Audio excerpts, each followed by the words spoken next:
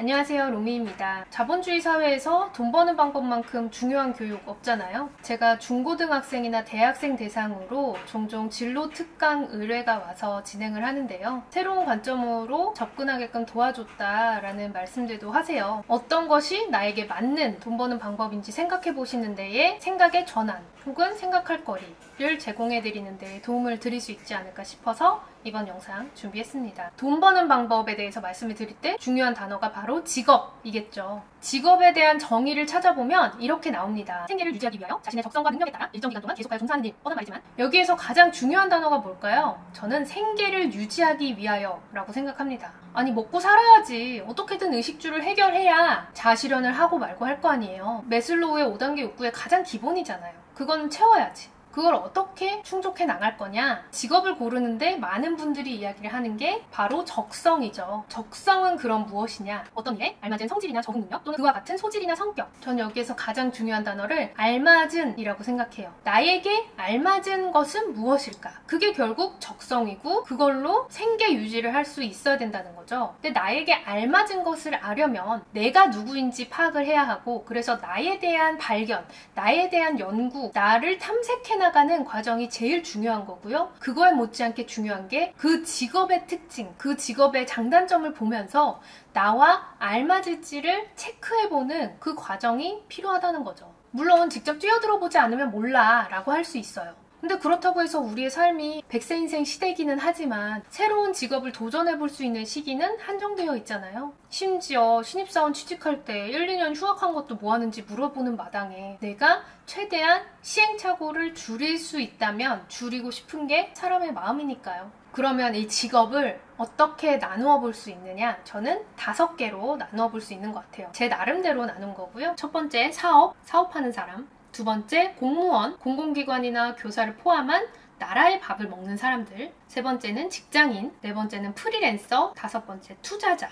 이 정도로 나눌 수 있을 것 같고, 이것들의 고용 형태를 한번 볼게요. 고용이라는 거는 삭슬 주고 사람을 부리다 라는 뜻입니다. 내가 돈을 내고 사람에게 이렇게 해주세요 라고 요구하는 것. 그게 결국 고용되는 거고, 고용을 창출해야 된다 이런 말 많이 하잖아요. 그러면 사업은 내가 다른 사람을 고용하는 형태죠. 1인 기업가도 있기는 하지만 매우 극소수니까 일반적으로 내가 결국 다른 사람들에게 돈을 줘야 하는 거고요. 공무원은 나라가 나를 고용하는 거죠. 세 번째, 직장인은 기업이 나를 고용하는 겁니다. 그래서 월급여를 받는 거죠. 프리랜서는 소속되지 않고 업무 단위로, 어떤 프로젝트 단위로 이거 해주세요, 이거 그림 그려주세요, 이거 글 써주세요, 이거 이렇게 업무 해결해주세요 라고 이 프로젝트, 어떤 일 단위로 고용이 되는 거다 라고 생각하면 될 것 같고요. 투자자는 누구에게 고용되는 것이 아니라 돈이나 지식을 가지고 지식을 창출해내는 거다 라고 할 수 있겠죠. 근데 우리 누구나 다 투자자가 되고 싶어 합니다만 그건 결코 쉬운 일이 아니잖아요. 돈 많은 사람들도 투자했다가 날리는 경우 허다하고요. 정말 많이 배운 똑똑한 사람들도 투자하다가 날리는 경우 많아서 이건 정말 고수의 영역이라고 생각을 해야 될 것 같고, 누구나 다 투자자가 되고 싶어 하지만 돈도 없고 지식도 없는 상태에서 뛰어들 수는 없으니까 일단 이거는 제가 왈가왈부할 수 있는 영역까지는 아닌 것 같아요. 이거는 패스하고요. 그럼 결국 내가 사업을 할 것인지, 공무원이 될 것인지,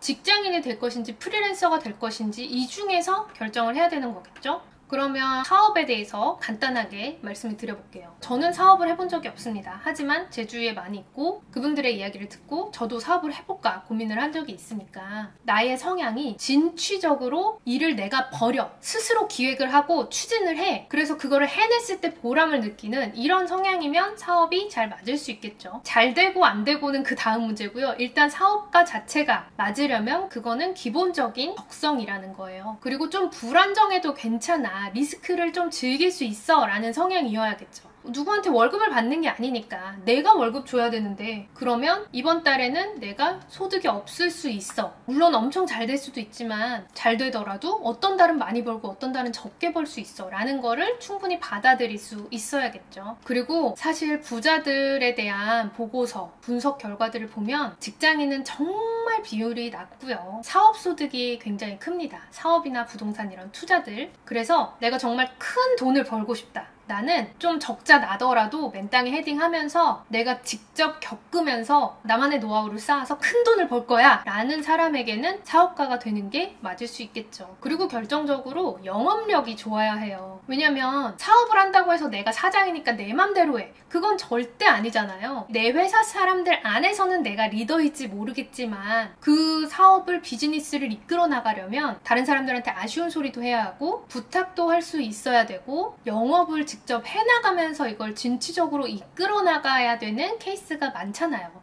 이미 네트워크 다 있는 사업을 그냥 물려받기만 하는 거면 덜하겠지만 일단 잘 되고 안 되고를 떠나서 사업을 하고 싶으면 이 정도의 조건은 본인이 나는 갖춰졌어. 나 이런 적성이야. 이런 성향이야. 라고 해야 잘 라고 할 수 있겠죠. 저 같은 경우에도 주변에서 야 너는 사업하면 잘할 것 같아 라는 말씀들을 해주세요. 저는 제가 기획해서 추진하는 걸 좋아해서 이게 잘 맞을 것 같기도 해요. 하지만 제가 사업에 뛰어들지 않는 이유는 저는 불안정한 걸 좀 싫어하는 사람이에요. 왜냐면 저는 완전 흙수저예요. 한 달 살기 힘든 돈이 없는 그런 상황들을 너무 가까이에서 봐오면서 가난하고 싶지 않다 라는 게 굉장히 커졌어요. 그리고 특히 젊을 땐 가난해도 괜찮은데 나이 들어서는 가난하고 싶지 않다. 이게 굉장히 크고 그냥 안정적으로 좀 살고 싶은, 편안하게 살고 싶은 게 좀 있는 사람이라 매달 꼬박꼬박 들어오는 월급이 굉장히 소중하다는 걸 알기 때문에 쉽게 사업에 뛰어들게 되지는 않더라고요. 근데 사실 했을 때 큰 돈을 벌 수 있는 건데도 지금 말씀드린 건 적성의 측면일 뿐이지 잘 되고 안 되고는 정말 타이밍도 크고 네트워크의 영향도 크고 그 시기에 어떤 트렌드, 어떤 분위기가 되냐에 따라서도 많은 영향을 받으니까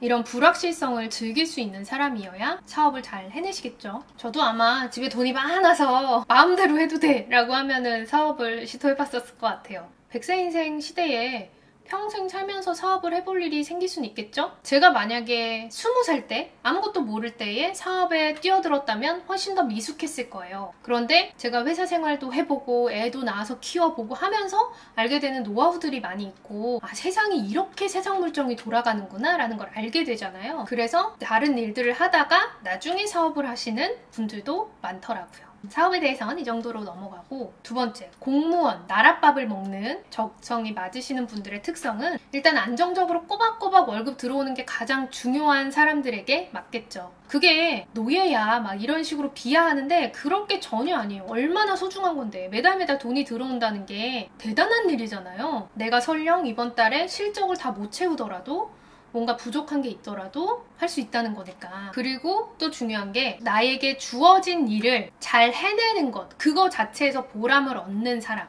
그게 좋은 사람은 공무원이나 교사, 공기업 같은 나랏밥을 먹는 일도 잘 맞을 수 있어요. 이게 아까 말씀드린 사업가랑 완전 상반되는 게 내가 새로운 일을 기획해서 추진해 나가고 이런 성향인 분들은 공무원 사회는 얼마나 그 조직마다 역할이 세부적으로 나뉘어져 있는데 그 나에게 맡겨진 일이 마음에 안 든다 하더라도 해내야 되는데 사업가 성향인 사람은 공무원 하게 되면 얼마나 답답하겠어요. 근데 반면에 나 이렇게 주어진 과제 다 해냈을 때 성취감을 느껴. 정리 안 된 자료들을 내가 정리해내서 딱 요약을 잘 해내면 보람을 느껴. 이런 사람들은 딱 주어진 일 잘 해결해내니까 그게 적성에 맞다고 할 수 있죠. 저 같은 경우엔 사실 이런 성향이 아니어서 공무원 쪽을 했으면 진짜 적성에 안 맞았을 것 같아요. 이게 약간 예술가의 성향이랑은 진짜 좀 다른 면인 것 같고 이게 안 되는데 나는 돈이 중요하고 안정성이 중요하니까 공무원을 해 하면 그 취직하고 나서 합격하고 나서 실제 일할 때 얼마나 스트레스를 받겠어요. 그리고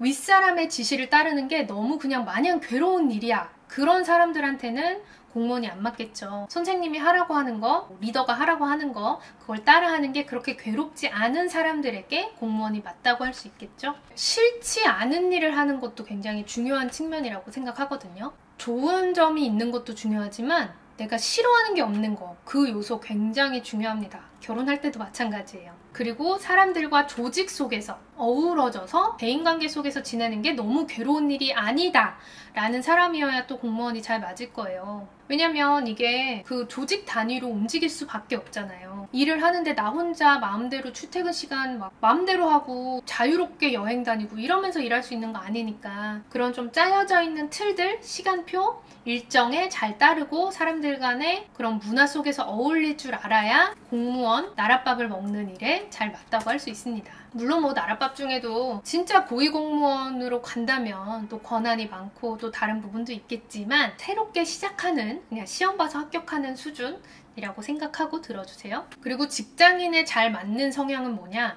사실 직장인은요, 나 직장인 할 거야 라고 했던 사람 별로 없는데 대부분이 직장인으로 살고 있어요. 왜냐면 대부분이 그냥 일반 회사에 취직을 하는 경우가 많으니까요. 직업의 절대적인 모수가 더 많으니까. 그래서 잘 맞는 성향이라기보다는 직장인을 버텨낼 수 있는, 직장인을 할 수 있는 성향이라고 하는 게 더 맞을 것 같고요. 그랬을 때 직장인은 안정적으로 꼬박꼬박 월급이 들어오는 게 중요하다. 이런 공무원처럼 그런 월급을 좀 중시하는 사람, 그리고 정해진 과제를 잘 해내는 데에 보람을 느끼는 성향, 내가 이거 추진해서 이렇게 해봐요 라고 하는 직장인들도 있고 그런 직무들도 있기는 한데 대부분은 위에서 하라는 일을 하는 경우가 많으니까요. 그리고 규칙적인 생활, 출근하고 퇴근하고 이렇게 정해진 시간에 뭘 해야 되고 마감일이 정해져 있고 이런 것들을 좀 해낼 수 있어야 직장에서 버틸 수 있겠죠. 그리고 또 윗사람의 지시를 따르는 게 너무 괴롭기만 한 그런 분들이 아니어야 버틸 수 있을 테고,